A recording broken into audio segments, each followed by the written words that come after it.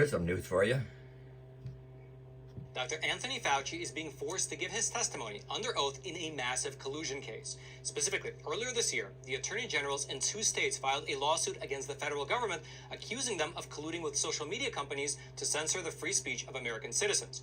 And during the discovery process, they uncovered a treasure trove of emails and other communications showing exactly how extensive and cozy the relationship was between these big tech executives and government officials. The attorney generals then went ahead and asked the judge in the case to give them permission to depose under oath the different high-level Biden administration officials who were involved.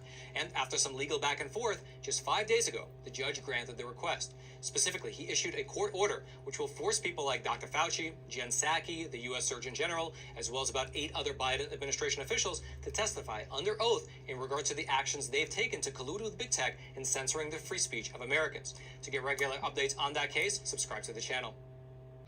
See, I pull up something here and it says fact checkers are professional liars. Fact checkers, that's the same title there. See what we got here. This is from the Herland report. Fact checkers, propaganda. The media taught us to love censorship and hate journalism. Have you ever posted stuff on Facebook and stuff?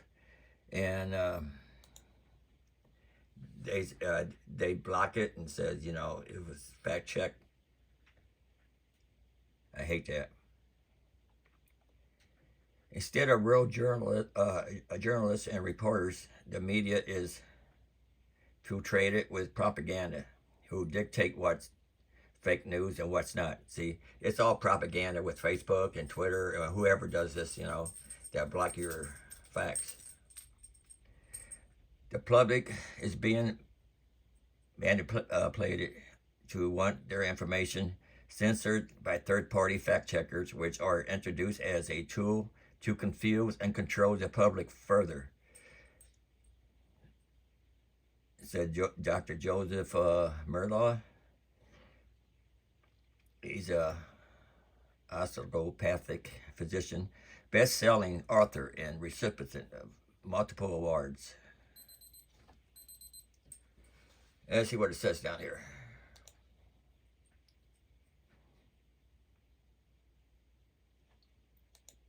Nearly every mode of information has been co-opted, whether it's Wikipedia online, fact checkers, the news. In an era of weaponized information, Conspiracy theory, quackery, anti-vaccine. Anybody who asked a logical, rational question about the safety of a medicine for an individual was suddenly portrayed as anti-vaccine. Today I sit down with 5-time Emmy Award-winning investigative journalist Cheryl Atkinson. She's the host of Full Measure and author of Slanted: How the News Media Taught Us to Love Censorship and Hate Journalism. That crazy thing that they say is a conspiracy theory may well have some truth in it.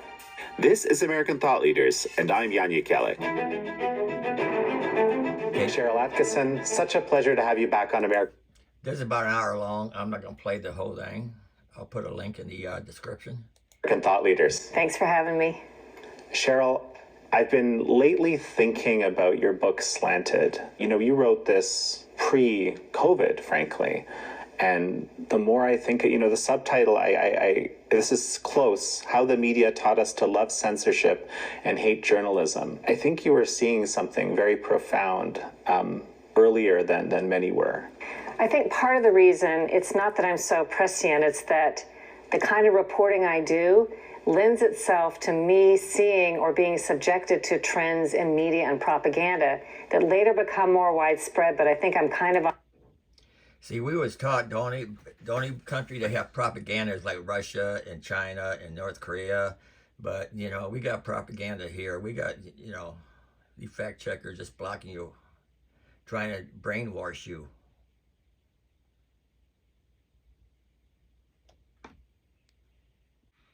And I'm going to post this on Facebook and see what they do. See if they're going to block it.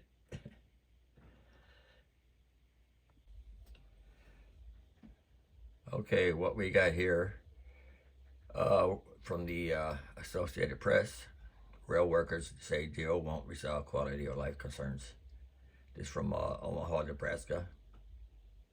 When BNSF railroad conductor Justin Schaefer needed to take time off from work this summer. He had to make a choice: go to the dentist to get a cavity in his molar field, or attend a party for his son's 7th birthday.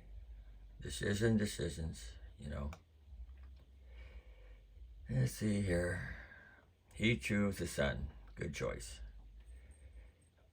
Ultimately, I decided to take the day off for my kid's birthday party, Schaefer said. Then, when I am finally able to get into the dentist 4, 5, 6 months later, the tooth is too bad to repair at that point. So I have to get the tooth pulled out.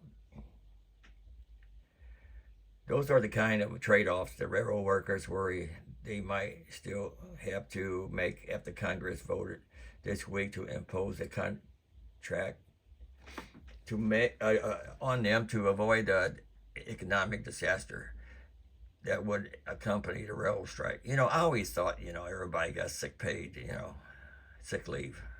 It should be the law that they do get sick leave. That's what I say.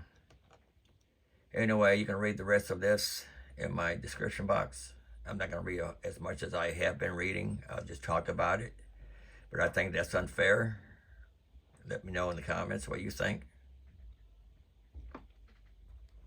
Okay, let's see what we got here.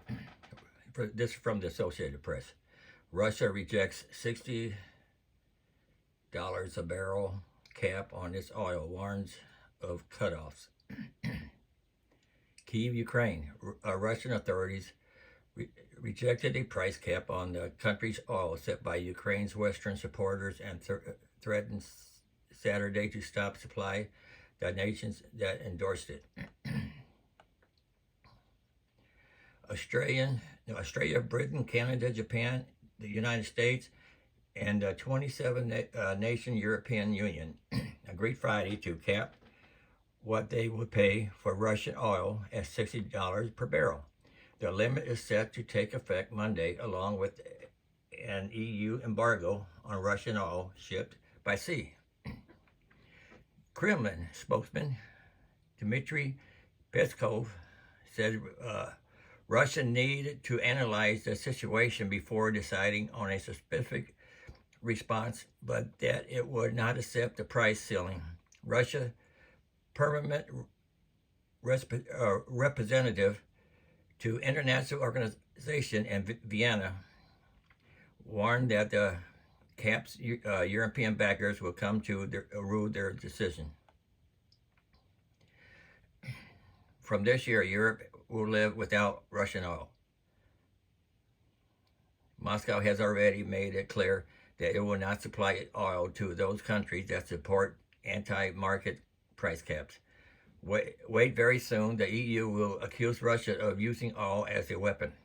The office of Ukraine President, whatever his name is, meanwhile, called Saturday for a low price cap, saying the one adopted by the EU and the group of 7 leading economics didn't go far enough.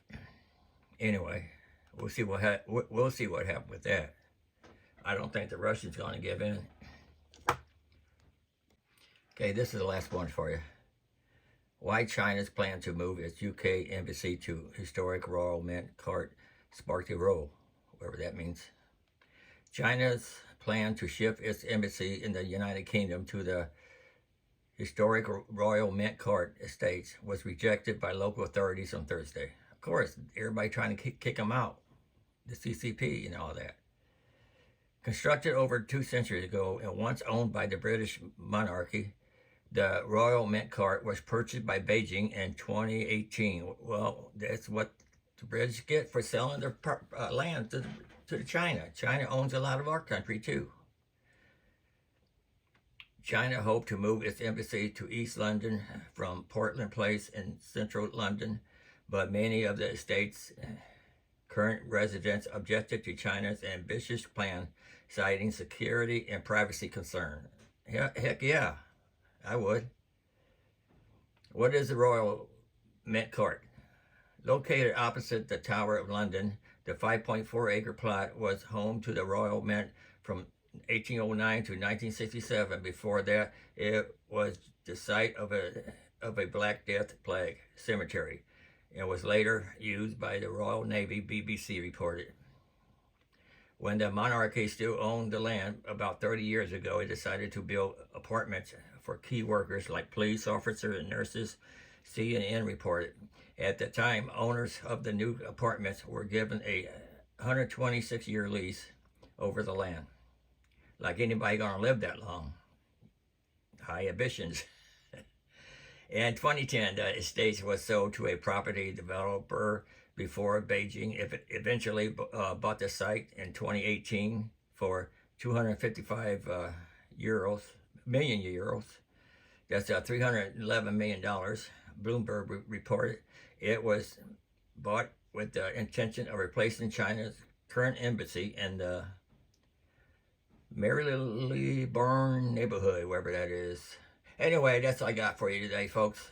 Have a good day. Like, subscribe, share, and